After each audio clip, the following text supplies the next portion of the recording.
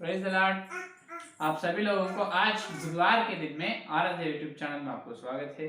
आइए आज परमेश्वर का सार्वभौमिक योजना अपन सुनेंगे। आइए सीधा सीधा अपन वचन में जाएंगे। कल के संदेश में अपन सुने हैं कि क्या आदि में दोनों व्यक्ति है? क्या दोनों व्यक्ति तो नहीं है, आदि में दोनों है, लेकिन ज्योति है व्यक्ति और अंधकार है शक्ति। तो व्यक्ति अलग है, शक्ति अलग है। इस शक्ति को क्या होना चाहिए? अभी व्यक्ति होना चाहिए, तब ये अंधकार शक्ति उसके अंदर जो गुण है उसको प्रकट कर सकते हैं। तो कल यहाँ तक अपन ध्यान किए। आज अपना ध्यानांश है कि क्या फिर वास्तव में ऐसा दो है क्या? इसका मतलब वास्तव में ब्रह्मांड से पहले अनादि जो सनातन काल में ये दो है क्या? क्या इसे सत्य है या नहीं? बिल्कुल सत्य है, क्योंकि यूहन्ना के सुसमाचार पत्र और यूहन्ना की पत्री में दो जगह पर यह लिखा है कि ज्योति को अंधकार ग्रहण नहीं कर पाया। ज्योति को अंधकार ग्रहण नहीं कर पाया, एक है। और यूहन्ना की पत्री में परमेश्वर में ज्योति में अंधकार नहीं, परमेश्वर में किसी अंधकार नहीं। इसका मतलब ज्योति है, अंधकार है। तो आदि से पहले दोनों, एक व्यक्ति है, एक शक्ति भी है बराबर। और एक उदाहरण, जहां पर ज्योति रहती है बराबर उसका वहां पर, जहां पर ज्योति रहती है वहां पर बराबर अंधकार भी रहेगा। जहां पर ज्योति रहती है वहां पर बराबर अंधकार रहेगा, पक्का, बिल्कुल जरूरी रहेगा। अभी बुरा है, बराबर अच्छा रहेगा ना? भलाई है, बुराई रहेगा। दिन है, रात भी है, हाँ? प्रेम है, नफरत भी है, प्रेम है, घृणा भी है, सुंदर है, उसी प्रकार विकार भी है। बरा उसी प्रकार जहां पर ज्योति है वहां पर उसके निकट अंधकार भी रहेगा। तो ये दो कारण की वजह से, जैसा वचन बताए हैं, आदि से पहले ज्योति है, अंधकार है, मानना पड़ेगा, सिर झुककर जो वचन को नम्रता से स्वीकार करना पड़ेगा और उस वचन के द्वारा चलना ही पड़ेगा। तो दूसरा विषय पर देखने से बराबर जो अच्छाई बुराई इस प्रकार है, उसी प्रकार ज्योति है, तो तर्क शास्त्र के रूप से बराबर ज्योति के पास अंधकार में रहेगा। यह है विषय। तो और एक ध्यान करने का विषय यह है कि द लॉ ऑफ रिलेटिविटी, इसको हिंदी में ये कहते हैं कि सापेक्षता नियम। क्या कहते हैं? सापेक्षता नियम। इसका मतलब क्या है? सुनिए, ये सापेक्षता नियम का मतलब ये है कि आज एक विषय को बताना है, एक विषय जो वस्तु होने दो, एक व्यक्ति होने दो, उसको बताना है बराबर। उसको या उनको बताने के लिए, उनको या उसको बताने के लिए, उसके बारे में बात करने के लिए बराबर और एक वस्तु की जरूरी है, और एक वस्तु से बराबर तुल्य करना आवश्यक है। इसको कहते हैं कि सापेक्षता नियम। एक व्यक्ति के एक वस्तु के बारे में आप बोलना चाहिए, एक वस्तु के बारे में आप अच्छे तरह से समझाना चाहिए, उसके बारे में अच्छे तरह से बताना चाहिए बराबर, और एक दूसरे वस्तु से उस वस्तु को तुल्य करना ही पड़ेगा। जब भी अपन जो बोलने का वस्तु है उसके बारे में सही तरह से बोल सकते, नहीं तो नहीं। इसको कहते हैं सापेक्षता नियम। एक उदाहरण के लिए, कार में अपन बैठे, कार चल रहे हैं, ये कैसे मालूम होगा अपने को? ऐसे मालूम होगा कि पृथ्वी, ये धरती नहीं चलते, स्थिर है। कार चल रहे है, इसका धरती स्थिर है, कार चल रहे, धरती स्थिर रहने से कार चल रहे है, जब अपने को मालूम होता है। अगर कार चल रहे, धरती भी चल रही, कैसे होगा? तो वो गलत होगा, है या नहीं? यहां पर सुनिए, तो यहां पर अगर पृथ्वी है, धरती से कार को तुल्य कर सकते हैं। धरती से कार को तुल्य करने से धरती चल रही नहीं, इसीलिए बोल सकते हैं कार चल रहे। धरती से कार को तुल्य कर रहे हैं, मान में बोल रहे हैं, तो तुलने से धरती से कार को तुलने से धरती नहीं चल रहे, फिर क्या चल रहे हैं? कार चल रहे हैं, धरती नहीं चल रही।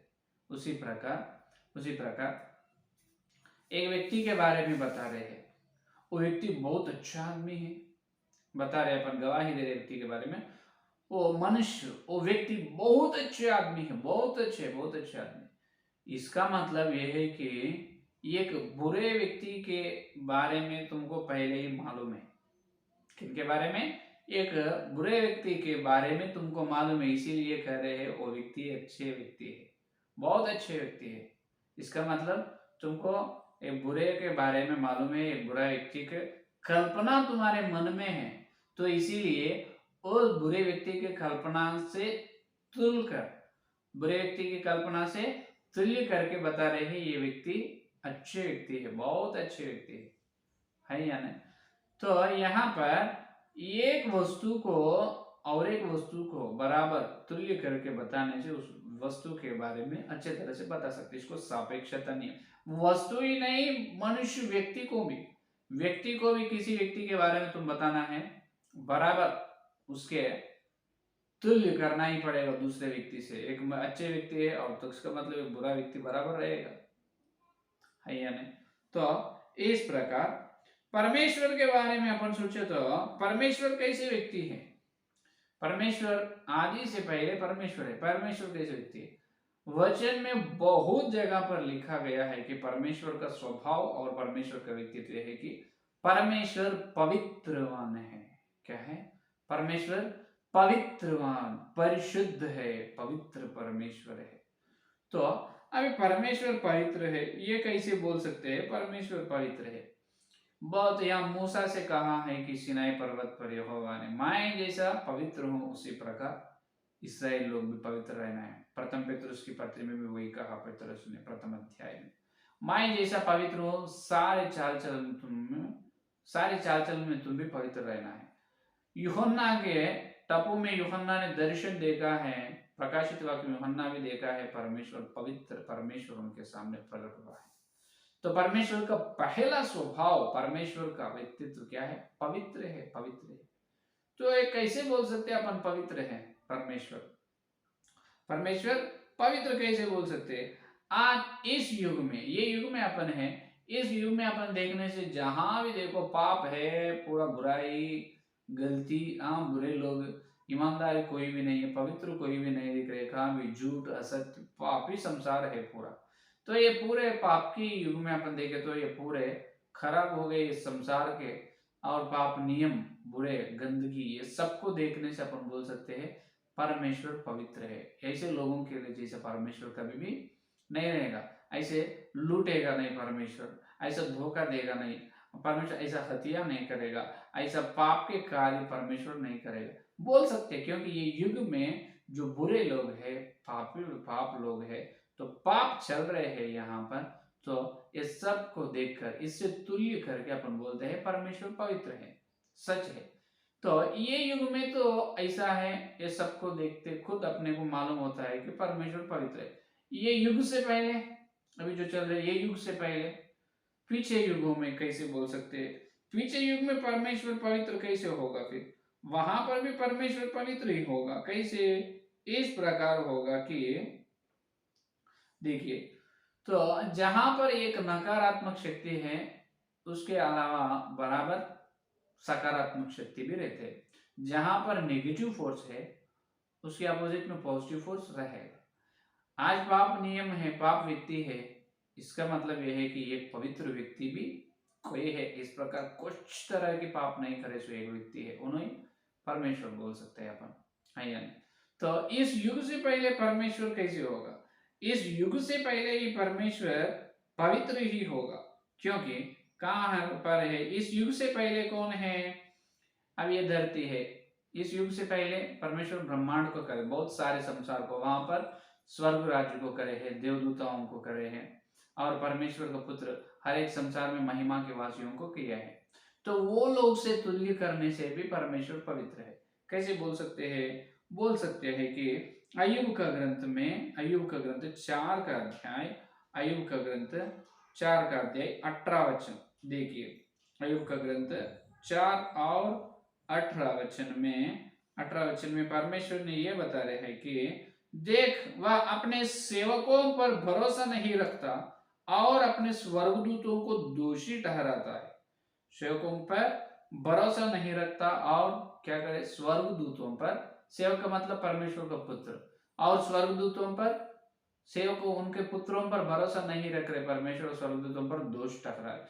दोष को देख, इसका मतलब स्वर्गदूतों में दोष है, सेवक लोगों में भी दोष है। ये अय्यूब का ग्रंथ 15 भी देखिए, अय्यूब का ग्रंथ 15 अध्याय देखिए, 15 अध्याय 15 वचन, 15 और 15 में भी देखो।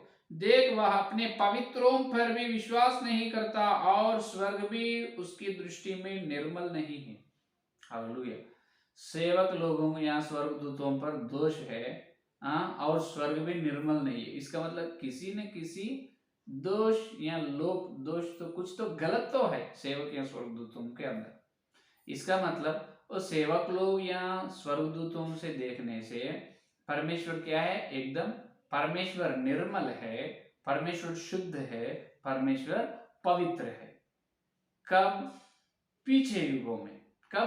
पीछे युगों में, है या नहीं? तो अभी ये युग से देखे तो परमेश्वर पवित्र है। इसे पीछे, इसे पहले युगों में देखने से इसका मतलब इससे धरती को छोड़कर दूसरे युग, ब्रह्मांड को किए है, स्वर्ग को, दूसरे संसार को परमेश्वर ने बनाए, सारे सृष्टि को। उस सारी सृष्टि के परमेश्वर के पुत्र और स्वर्गदूतों से तुल्य करने से भी उसके हर एक के अंदर दोष है, किसी न किसी तरह का कुछ कुछ दोष है। तो उससे तुल्य करने से परमेश्वर एकदम पवित्र है, ये युग में, इसे पहले के युग में। और तो ये बहुत अच्छे बताए हैं, तो मालूम हो रहे हैं। लेकिन इससे पहले और कैसे परमेश्वर ये एकदम शुद्ध कैसे होगा? इससे पहले भी परमेश्वर शुद्ध कैसे होगा? इसका मतलब इससे पहले सनातन काल, ये युग, इससे पीछे और पुराने पूर्व युग, सनातन, अनादि, आदि से पहले ये युग पृथ्वी में, इससे पहले सारे ब्रह्मांड को किए है वो युग, वो युग में पवित्र है, युग में पवित्र है। ये चल रहे हैं, ये वर्तमान काल और वो भूतकाल, उससे पहले आदि सनातन काल में भी परमेश्वर पवित्र, जब कोई भी नहीं थे ना, कैसे बोल सकते हैं? नीति वचन 8 अध्याय, नीति वचन 8 अध्याय देखिए, 8 अध्याय 23 वचन देखिए। 23 वचन में सनातन काल के बारे में कह रहे हैं, मैं सदा से वरन आदि ही से पृथ्वी की सृष्टि से पहले ही से ठहराई गई हूं। परमेश्वर क्या कह रहा है? मैं आदि से, पृथ्वी की सृष्टि से पहले से ठहरा है परमेश्वर। आदि से पहले, सृष्टि से पहले परमेश्वर ठहरा। इसका मतलब जब से परमेश्वर पवित्र है, ये कैसे हो सकता है? और देखिए, और एक वचन, यहूदा का पत्र पहला अध्याय 25 वचन देखिए। यहूदा का पत्र पहला अध्याय 25 वचन में भी क्या कह रहे हैं? 25 वचन, उस एकमात्र परमेश्वर के लिए हमारे उद्धारकर्ता की महिमा, गौरव, पराक्रम और अधिकार हमारे प्रभु यीशु मसीह के द्वारा, जैसा सनातन काल से है, अब भी हो और युगानुयुग रहे, आमीन। अब कैसे यीशु मसीह, उसी का महिमा, उसी के द्वारा, जैसा सनातन काल से है। प्रभु यीशु का महिमा कब से है? सनातन काल से है, और युगानुयुग भी रहना है। सनातन काल का मतलब ये पृथ्वी किए है ये युग नहीं, स्वर्ग को किए सारी सृष्टि को वो युग नहीं, कुछ भी नहीं है, कौन से भी सृष्टि नहीं, सृष्टि हुआ ही नहीं। सनातन काल, आदि से पहले, नीति वचन 8 अध्याय 23 वचन, आदि से पहले ही परमेश्वर पवित्र है। अभी बोलो तुम, ये युग में बुरे लोग हैं, पाप है, उससे तुल्य करके बोल रहे हैं परमेश्वर पवित्र है। ये सापेक्षता नियम है। बस हाँ, मान सकते हैं। इससे पहले युग में चलेंगे, यहाँ से देखेंगे स्वर्ग में, और स्वर्गदूतों को, परमेश्वर के पुत्रों को देखेंगे, वो युग के लोगों को। वो युग में भी अपन देखने से उनके अंदर कुछ कुछ दोष है, तो उससे तुल्य करने से बोल सकते परमेश्वर पवित्र है। अभी यहाँ पर खड़े होकर अपन और सनातन काल में जाएंगे, आदि से पहले। पूर्व युग में चले तो जब किसी तरह की सृष्टि नहीं, कोई व्यक्ति नहीं, अपने सामने परमेश्वर है, अपने सामने परमेश्वर ठहरा है, तो अपन परमेश्वर के बारे में क्या बात बोल सकते हैं? वह परमेश्वर क्या सुंदर है, वह परमेश्वर क्या पवित्र है, इस प्रकार बोल सकते। अगर सुंदर है बोलना है तो तुम एक विकार आदमी को देखना ही पड़ेगा। तुम्हारे कल्पना में एक विकार ना सुंदर आदमी का चित्र तुम्हारे मन में रहना है। अगर परमेश्वर पवित्र बोलते हैं तुम, इसका मतलब यह है तुम्हारे मन में जो अपवित्र, जो बुरे मनुष्य कोई को तुम देखे हो रहना है। देखने से ही अभी बोल सकते परमेश्वर तुम बहुत पवित्र है, परमेश्वर तुम बहुत प्रेमी है, इसका मतलब तुम बोलना है कौन घृणा करने वालों को तुम पहले देखे, उनकी कल्पना तुम्हारे मन में है, तो भी तुम गवाही दे रहे परमेश्वर पवित्र है या प्रेमी है। बोल सकते सनातन काल में आदि से पहले पूर्व युग में एक व्यक्ति नहीं, किसी कल्पना नहीं, कुछ भी नहीं, खुद अकेला परमेश्वर है, अपने सामने, अपन उनके सामने है। क्या गवाही दे सकते हैं अपन परमेश्वर के बारे में? पवित्र परमेश्वर कैसे बोलते हैं? वचन तो बोल रहे उन्होंने सनातन काल, पूर्व युग से किसी भी सृष्टि नहीं हुआ है जब से क्या है परमेश्वर एकदम पवित्र है। अगर नहीं वो सनातन काल में परमेश्वर पवित्र नहीं है, स्वर्ग को जब बनाए, जब ब्रह्मांड का, विश्व का, सारी सृष्टि को करना शुरू किया है परमेश्वर, जब से पवित्र है। उस प्रकार बोलने से परमेश्वर बदलने वाला है, इसका मतलब पहले जो गुण नहीं है परमेश्वर में वो अभी आए, इसका मतलब परमेश्वर बदल रहे हैं। बदलने वाला नहीं है, आदि और अंत नहीं है उनको, हमेशा अनंत काल परमेश्वर स्थिर एक ही जैसा रहने वाला है, बदलने वाला नहीं है। मैं बदलने वाला नहीं हूँ, परमेश्वर बोला है वचन में, है या नहीं? तो पहले गुण जो नहीं है पवित्र बीच में आए, बीच में नहीं आ सकते, बीच में आए तो उन्होंने बदल चुके हैं। तो अर्थ यह है कि ये युग में, इससे पहले युग में किसी का युग का आरंभ ही नहीं हुआ, युगों से पूर्व सनातन काल आदि से पहले भी परमेश्वर पवित्र है। तो जब क्या है सापेक्षता नियम से तुल्य करने के लिए, यह है प्रश्न, समझ में आए? युगों से पहले सनातन काल में आदि से पहले परमेश्वर पवित्र है, अपन बोलना है। जब से पवित्र है वचन बोल रहे, तब कोई भी नहीं है ना, तो परमेश्वर को किससे, कौन से चीज या कौन से व्यक्ति से अपन तुल्य करके बोल सकते हैं परमेश्वर पवित्र है या नहीं? इससे पहले युग में देवता स्वर्गदूत हैं, परमेश्वर के सेवक लोग हैं, आज तो पापी लोग हैं, लेकिन आदि से पहले उन्होंने अकेला है, तुल्य करने के लिए और कुछ भी नहीं है ना, कैसे बोल सकते हैं परमेश्वर पवित्र है? तो बोल सकते हैं जब भी कुछ ना कुछ था, किसी ने कुछ था इसलिए बोल सकते हैं, नहीं तो परमेश्वर पवित्र बोल के अपन गवाही नहीं दे सकते। तो सनातन काल में आदि से पहले परमेश्वर को इसी से तुल्य कर सकते हैं कि अंधकार से। क्या है सनातन काल में? कल के संदेश में सुनिए, दो है, एक व्यक्ति है परमेश्वर, एक शक्ति है। ये शक्ति भी सनातन काल से, आदि से पहले है। तो इस सनातन काल में उस अंधकार शक्ति से परमेश्वर को तुल्य करने से मालूम होगा कि परमेश्वर पवित्र है। हालेलुया, समझ में? उस अंधकार से तुल्य करने से, तोलने से मालूम होता है कि परमेश्वर पवित्र है। हालेलुया। कब की बात ये? पूर्व युग में, आदि से पहले सनातन काल है या नहीं?